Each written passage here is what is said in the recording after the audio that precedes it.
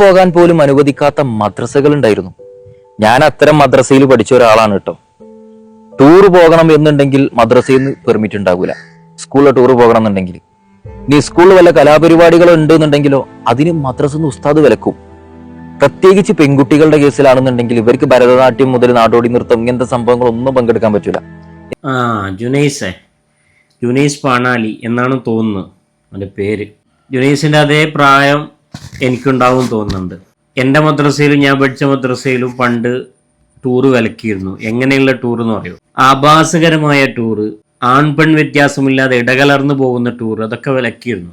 ഇന്ന് നമ്മൾ പഠിപ്പിക്കുന്ന മദ്രസയിലും വിലക്കുന്നതിന് കുറവൊന്നുമില്ല. കൃത്യമായിട്ട് നിർദ്ദേശം അത് പോകാൻ പാടില്ല എന്ന് തന്നെ പഠിപ്പിക്കുന്നു നമ്മുടെ മക്കൾ പഠിക്കുന്ന മദ്രസയിലും. അതിൽ മാറ്റങ്ങളൊന്നും വന്നിട്ട് ഞങ്ങൾക്ക് കാണുന്നില്ല.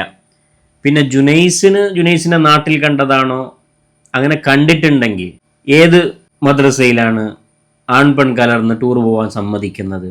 പോട്ടെ, സ്കൂളിലെ പരിപാടികൾക്ക് മദ്രസയിൽ നിന്ന് വിലക്കുണ്ടാകും. ഇസ്ലാം അനുവദിക്കാത്ത ഏതു പരിപാടിക്കും അത് വിലക്ക് അന്നും ഇന്നും വിലക്ക് തന്നെയാണ്. എല്ലാ മദ്രസകളെയും എല്ലാ വിഷയങ്ങളെയും അങ്ങനെ അച്ചടി നമ്മൾ വിമർശിക്കുന്നത്.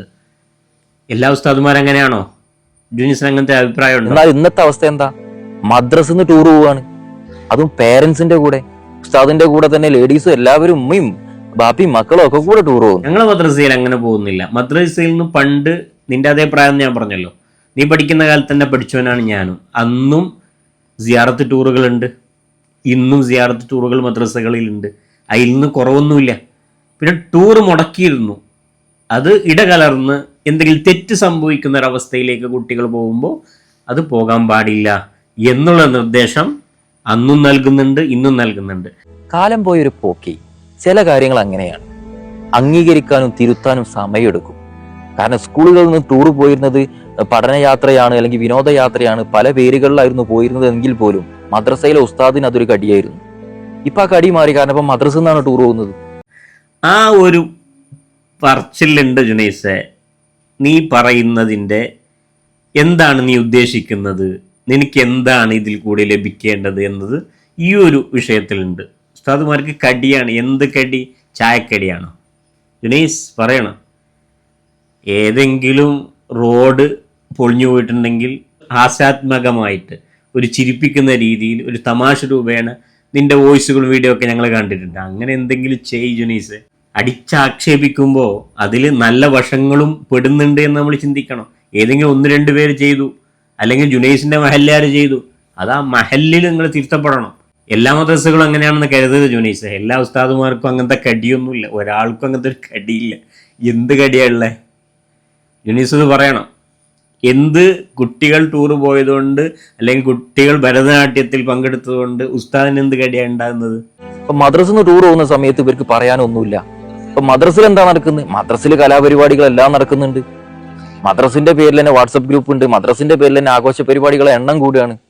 കാലം ഇങ്ങനെ മാറുന്നതിനനുസരിച്ച് ചിലതൊക്കെ തിരുത്തപ്പെടേണ്ടി വരും. അപ്പൊ മുന്നേ കാലങ്ങളിൽ ഇതിനൊക്കെ വിലക്കിയിരുന്ന ആളുകൾ എവിടെ? അതാണ് അന്നത്തെ കാലത്തെ ഉസ്താദുമാരിൽ നിന്നും അപ്ഡേറ്റഡ് ആയിട്ടുള്ള കുറച്ച് ഉസ്താദുമാർ ഇന്ന് ഇവിടെ ഉണ്ട്. വാട്സപ്പ് ഗ്രൂപ്പ് ഉണ്ട്. അന്ന് വാട്സപ്പ് അത്ര പ്രചാരത്തിൽ ഇല്ലാത്തതുകൊണ്ടാണ് ജുനൈസെ. ഇതിന്റെ പേരിൽ എന്നെ നന്നായിട്ട് ക്രൂശിക്കുന്ന ആളുകൾ ഉണ്ടായിരിക്കും. ക്രൂശിച്ചിട്ട് ഒരു കാര്യമില്ല, കാരണം പറയുന്നത് സത്യമാണ്. മദ്രസയിൽ നിന്ന് ടൂർ പോകുന്നില്ല എന്ന് പറയുന്ന ആളുകളുണ്ടോ? ഞാൻ കാണിച്ചു തരാം മദ്രസയിൽ നിന്ന് ടൂർ പോകുന്നത്. അപ്പോൾ ആ പോകുന്ന മഹല്ലിലും മദ്രസയിലും ഒന്ന് പോയി സദൃസ്ഥാനെ കണ്ടിട്ട്, ഉസ്താദ് ഇത് ചെയ്യുന്നത് ശരിയാണോ? ഉമ്മയെയും ഉപ്പയെയും പെണ്ണുങ്ങളെയും കൂട്ടി ഉസ്താദ് പോകുന്നത് ശരിയാണോ? ഒന്ന് ചോദിച്ചാൽ മതി ജുനൈസെ. അല്ലാതെ സോഷ്യൽ മീഡിയയിൽ അത് വല്ല എന്തോ സംഭവമാണ് എന്ന രീതിയിൽ സംസാരിക്കേണ്ട ഒരു ആവശ്യമില്ല.